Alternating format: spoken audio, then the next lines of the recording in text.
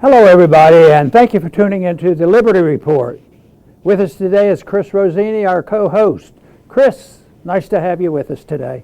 It's great to be with you, Dr. Paul. Wonderful, wonderful. We have a lot of things we can talk about, but we're going to talk about what we always talk about, usually, and that is the monetary system and why people suffer and why the manipulation by the Federal Reserve deserves our attention. They deserve to be audited, and they deserve to disappear. Other than that, nothing serious going on.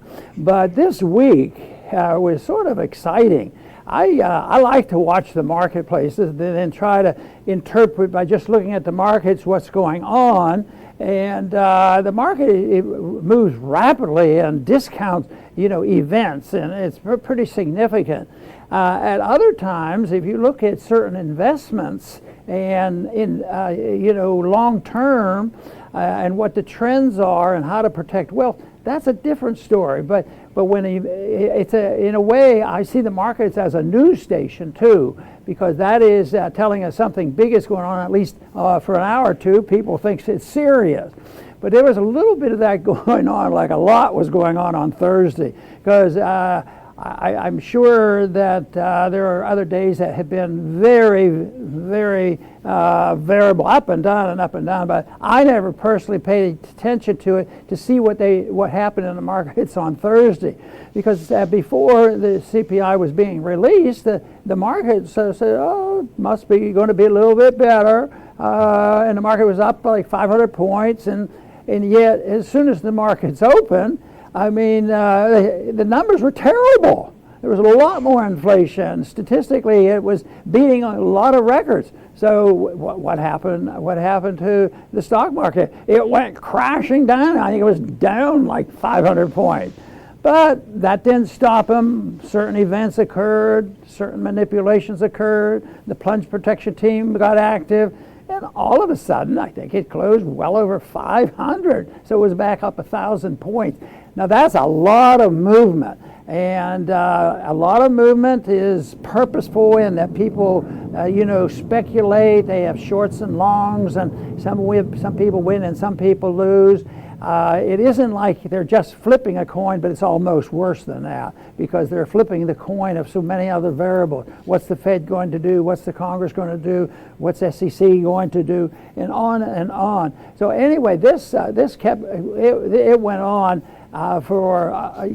continuously, because there were a lot of people fooled, and not exactly fooled, but a little surprised. You're like, boy, this is a hot day for gold, and at one time gold was up sharply. And there's more inflation. Well, that usually indicates, well, there's a lot of inflation. The value of the dollar is going down and gold is going to go up. Well, that didn't happen, and gold actually was hit. And people do wonder about that. But I think there's an explanation for that, because, there's a lot of rigging going on in the various markets. But there's also an item that Mises talked about, and that is the subjective theory of value. Value, the prices of a thing, have a subjective element to it. So you can't do like a Keynesian and say, well, if we print umpteen trillions of dollars and we do A, B, C and tell people what to do and run COVID and run wars, if we put it in the computer, we'll say, we know what will happen. And sometimes your perceptions are, you might say, well, that's going to weaken the dollar and the prices are going to go up and the people aren't going to like it. But then all of a sudden, different things happen, because it's what people are thinking of immediately in what the prices are, and the price of money fluctuates a whole lot. But there was, I think during that one day, I'll bet there was a lot of manipulation going on, making sure the dollar appears to be strong, and it is compared to the other currencies. It showed that the real value of gold and silver, which some people would have anticipated, as I do, that these policies are going to long term raise the price in silver, but not that immediate hour. Something, so there's a lot of interference that can occur, that can change and bankrupt some people. And then you have the government involved, the spending money, and the wars that are going on. So there's a lot of variables. So it's not that I would have predicted what happened on Thursday, because, and I don't think anybody had absolute, there's a people fast adjusting to it, but long term it's explainable. It's not like this is something that is impossible, because with all the variables you can see days like this, and quite frankly I think we're going to have a lot more. And Chris, one of the reasons I've been working with as a partner with Birch Gold is the fact that you know, on days like that, I already just admitted that I wouldn't be involved in that market, and I think advice is good, and that's why I work with Birch, because you know they're available and people can decide to work with them and learn more about how you invest in gold, because things change within minutes, but they also change within months.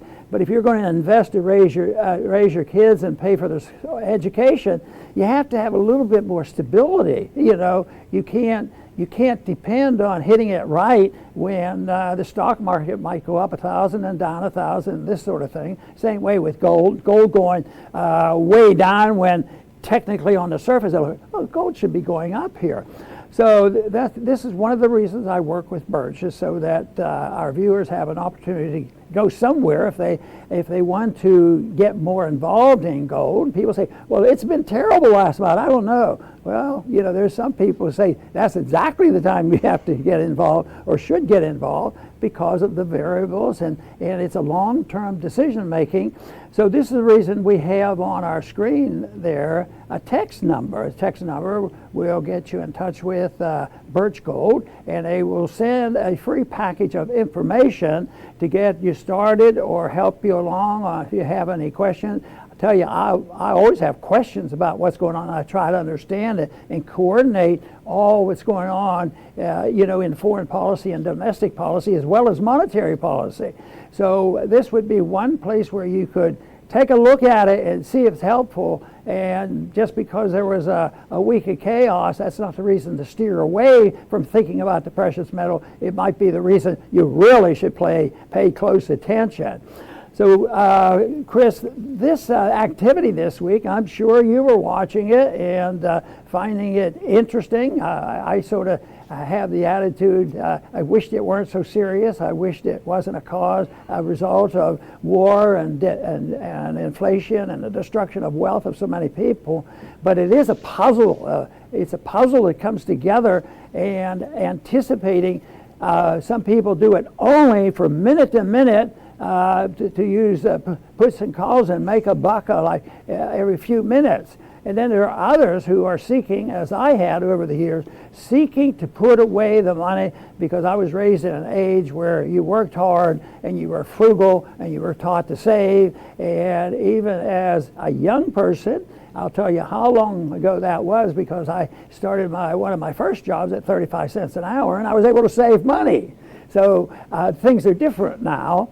But this is the reason that I do associate with a gold company, and that is Birch Gold. So you might take a look at that text number and text them and see if you can get a hold of that free information. But Chris, I think that you may just have an update on your opinion about what was going on and what could happen, you know, in the future. Of course, the big picture is we're very interested in the gold and the markets and all, but ultimate, we're interested in peace and prosperity, with liberty being the leading charge. That's to me the number one investment we should have, is investing in freedom. And the more people who can protect against the chaos that we're in the middle now, and that is coming, the better. So that's the kind of activity that I think about every day. Chris? That's right, Dr. Paul. I mean, our purpose here is to help people, because we live in a world where the blind lead the blind, and you know, the central planners are blind, and then they just put out propaganda, and all their followers blindly follow them. And you know, what we consider our job is to teach principles, and that'll help you to see, you know, in this tough world that we live in. And you have to feel for the people that watch TV or listen to so-called public figures.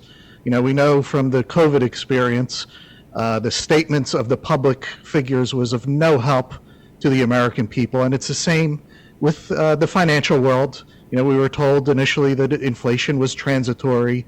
And then a few months ago, you even did a show about it, how the Biden administration said that inflation was 0%. And multiple people in the administration couldn't believe it. They were saying it. Yeah, it was 0% in July, I believe it was. And then the definition of recession was ignored after two down quarters of GDP. And now Biden says there might be a slight recession. He recently said the pandemic was over, and yet yesterday I saw he extended the public health emergency for another 90 days. So the public figures are of no help to the American people. It's constant contradiction. Same thing with Fauci. So you have to wonder, who are they working for? Obviously, this is not serving the public in any sense whatsoever. They just want the public to obey what they're told. And, it's a real shame. So that's why it's so important to learn principles. And when you understand principles, it doesn't matter what any of them say. This is what is true, and it does. We can then prepare yourself, and that's why we mention Birch Gold, to navigate through all of their lies. Very good, Chris. And the things that we're looking at now, I frequently compare it to what the country went through and the monetary system went through in the 70s. Because I had gotten interested in Austrian economics as we were witnessing the breakdown of the Bretton Woods and witnessing the disappearance of the pseudo partial gold standard, which was Bretton Woods, and the predictions that were made. But I was deeply influenced by that, and then so it was really a big issue and a big time when I personally listened to and just was wow when Nixon gave his speech of getting off the gold standard and all the things that followed. But that ushered in a terrible decade. There was a lot of price inflation, a lot of unemployment. They introduced a term which some of the Keynesians said, we don't know much about that stagflation stuff, but that's been around for a long time. Stagflation and inflationary depressions, they've been around a long time. You can have inflation. Our system now says get inflation, that'll boost the economy, which was a crazy idea. But you can have inflation. As an example would be Zimbabwe, and Venezuela. Prices are going up, but there's still a big depression going on. But in the 70s, there wasn't as many items to watch and all the statistics as now. There's so many variables. There's more variables. I think we're in a lot worse shape than we were in the 70s, and that was a bad decade. And the variables back then, though, I recall that the one thing that all of us would watch would be the Fed release of the money supply. And they would come out once a week, and what was it doing? Because they never have control. They have manipulation, and they can affect interest rates, but they really can't control exactly the supply of money or where the money is going, and they can't control the spending either, because that's a congressional thing, and that's why it is. But as I recall, the statistic that was most impressive to everybody interested in that, especially gold, because gold went from $35 an ounce up to $800 an ounce. So that was a very important decade. And there's one other thing that occurs, whether it was the conditions of the 70s or now or in between, that we don't talk about a whole lot, but Austrian economists talk a lot about it. And that is banking. Instead of having a banking system where you put your money and the bank then holds the money and pays you for it, and then they loan it out again. But they don't do anything else. They don't speculate with it. They don't take, if you put $100 in, they don't have a gimmick where they can turn it into $700 or $800, and that's called fractional reserve banking. So fractional reserve banking generates probably more actual money in the money supply going up than just the monetizing of debt. But they go together. They're the same thing. So it's a system that works where if they monetize some debt, and a lot of it, and it's getting bigger all the time, and then that gets into the system, there was just a rough estimate, a rough estimate of what that might generate. So if you put $1 billion out there, it might turn into $8, $9, or $10 billion. It was unpredictable because it depends on what the people do with their money, and that's why.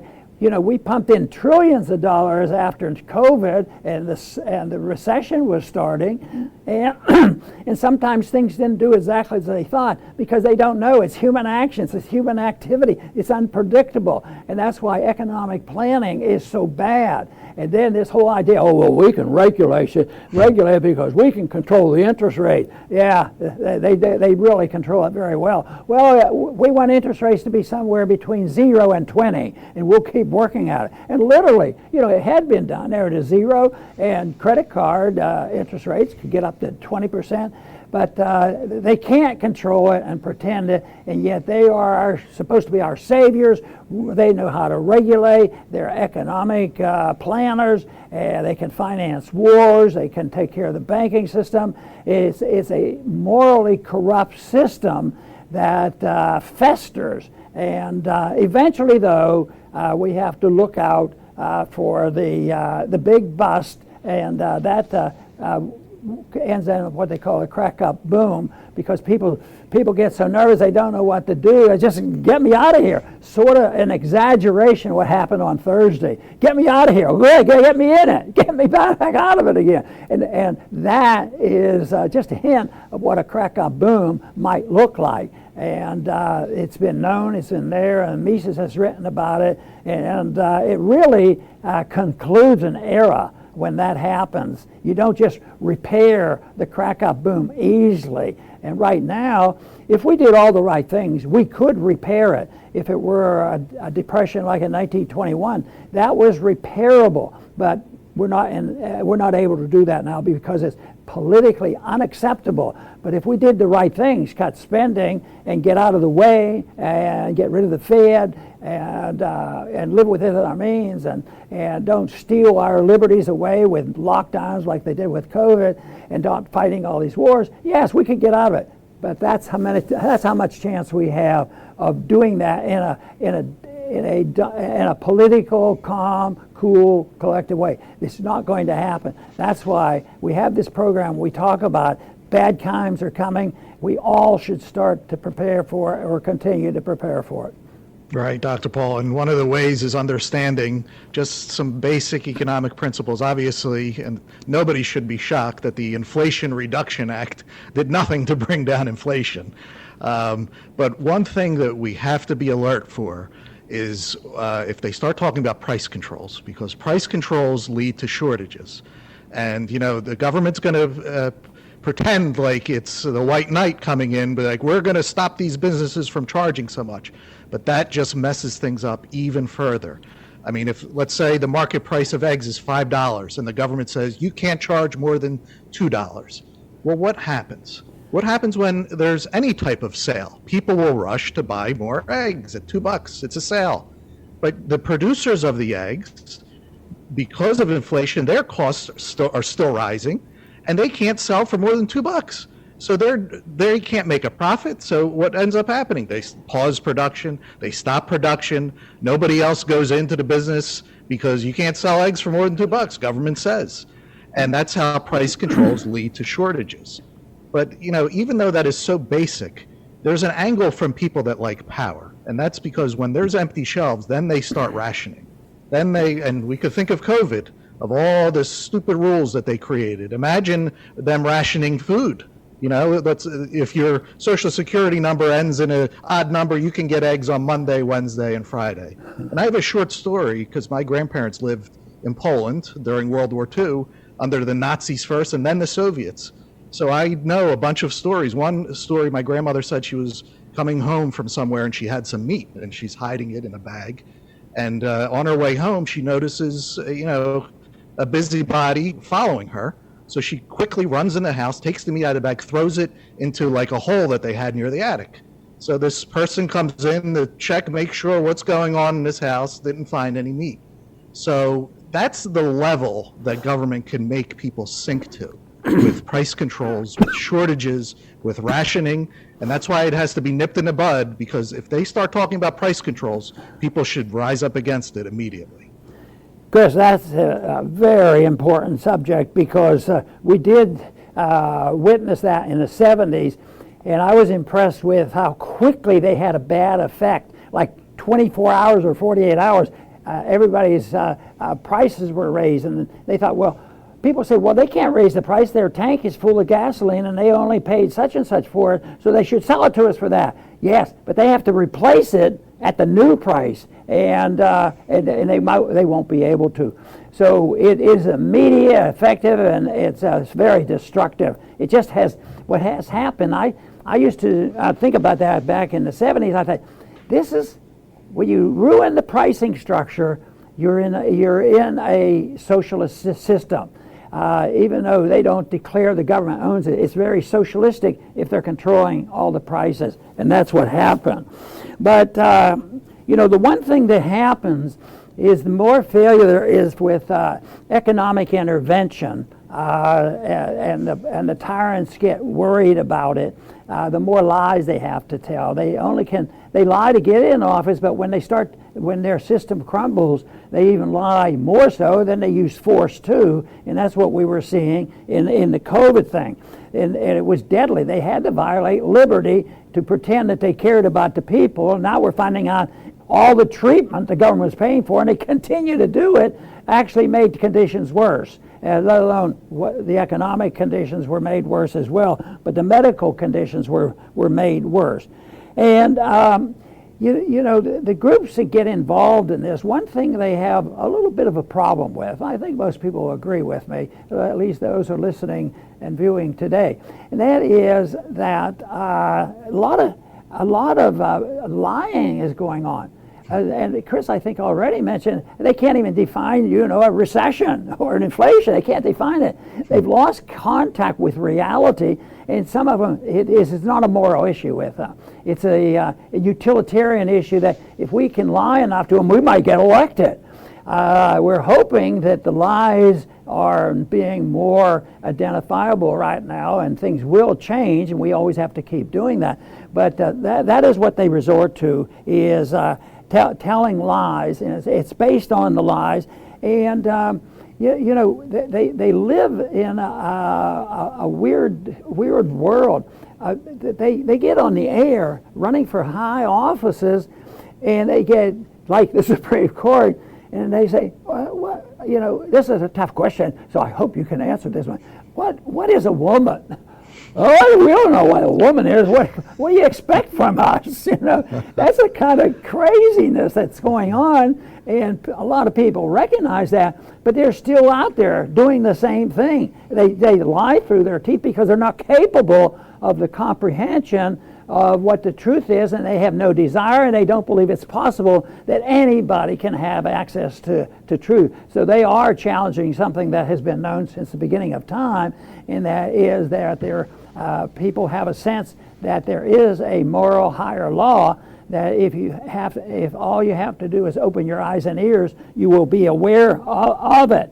But we have a system now which is based on lies and is based on the intellectual rejection of a moral code, and they feel very comfortable. So they have no guilt, no shame, and they just march on, and hopefully the one thing Daniel and I use when we're talking about, I usually say, Daniel, don't worry too much, because we're waking up people. They're going to look at this and say, this is horrible. And I think some people did wake up with COVID. A lot of people now, they're not buying into the booster shots. The government has them handy just in case, but they bought it billions and billions of dollars, but the people aren't taking it. So truth is very dangerous to those who depend on tyranny, and we hope we can encourage that effort. Excellent, Dr. Paul. I will finish up. Along with what you were saying, what you're talking about is this lust to dominate that exists. I believe the Latin term is libido dominandi. There are people throughout all time, this is nothing new that we're going through, that they have this lust to dominate, and they're willing to ditch reality if it furthers what they believe to be their cause. They try to control the uncontrollable. That's what politicians in modern times and central bankers do. But they do fail. They failed in COVID in the sense that they didn't get their passports and to monitor every movement that we have. The empire is losing control. Daniel pointed it out this week. The U.S. is used to bossing everyone around, and one country after another, they're starting to gain the confidence to say, no, we're not going to listen to you anymore. And the Fed is losing control of money. And that's what this inflation episode that we're going through is proving. They're trying to control the market. The market cannot be controlled by human beings. This is very basic, but again, that lust to dominate overrides the truth. So they continue to do what they do. We have to just keep pushing the ideas of liberty and non-intervention in the economy, non-intervention overseas. The Fed should not even exist. But even if we get these things, it is important to realize that we're not going to create a free market utopia either. At the most, our ideas would dominate someday, and I believe they will. But the interventionist, that libido dominandi, will still exist. The people out there will still exist. They may not have as much influence, but they will work night and day to get that influence back. So they just have to be kept at bay. Right now, they run the show, and that's why everything's falling apart. But that lust to dominate has to be kept at bay. The U.S. Constitution was meant to do that. It failed. So again, something will have to be done to keep these people at bay. Very good. And what we're talking about, I want to apply, as I have my closing statement, to the issue of money, or whether they've lied to us about our money, whether they lied to us about the Federal Reserve and whatnot. But money, for it to have worked for thousands of years, they had a unit of account, and they had something of real value like gold and silver. It's all the way back to biblical times. This was a known issue, that you were supposed to have honest weights and measures, and that's the way it has been. But we have drifted away from that a long time before even the Bretton Woods broke down, because it was when we had the Federal Reserve established that was designed to take care of the bankers and the people who want more spending, and you camouflage this with monetizing debt and this sort of thing. And that's why the definition of a monetary unit is very important. The unit of account should be a weight of something, and if it is, then the government has a lot more trouble, going into a fiat system and passing out the money to their favorite people. Right now, all this inflation, monetary inflation, is going to the wealthy. They benefit, but the average person gets stuck with the higher end cost of living. The people who have any complaint at all about the higher cost of living, higher prices for food and all, should say, they're taxing us to death. They're doing this, and we're paying the bills for, the wars and the COVID and all this economic planning. But it is amazing that, one thing now I think that's amazing and good is more and more people are saying, why are we sending $67 billion to Ukraine to fight a war? I thought we learned a lesson in Vietnam. Well, that was short-lived. I thought we learned a lesson in Iraq. Well, they did that for 20 years. They finally got tired of that. Oh, Afghanistan. That's where the real war. That's the important war. Well, after 20 years there, they had to give up on that. So they continue to do it. People enrich themselves, and it's all because of the definition of what money is. And but it's part of that system. If you can't define a woman, and you can't define truth, how are you going to define money? And people end up saying, well, we'll tell you what it is, and we'll do like Chris warned us against. Oh, if people charge too much, we'll put them in prison for it because they charge too much. And it was a death sentence in some of the tyrannical countries if you violated these rules, whether it was fascism, Nazism, communism, whatever, because you could not point out that the officials have no clothes, and that they're just lying through their teeth. So it really boils down to what the founders warned about. Yes, we're giving you a pretty good constitution, and it is and was a pretty good constitution, but they warned us that if there's not a moral society that can work within the moral bounds, and it's all done by lying and scheming and conniving and rewarding the special interest, it won't work. So we're at a crossroads right now.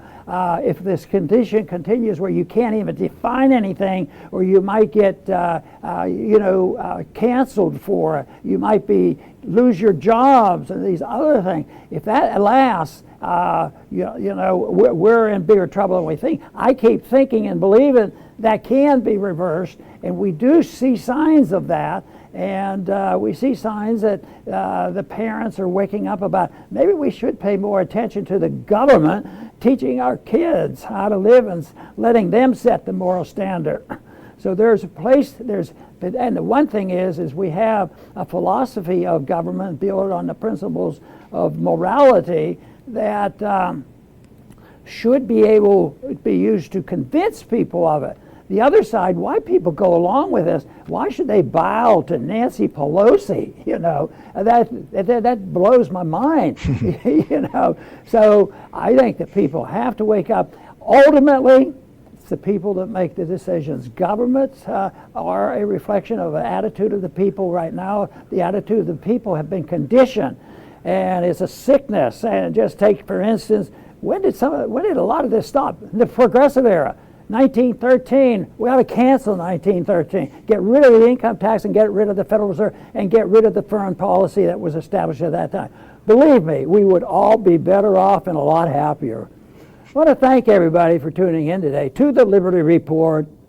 Please come back soon.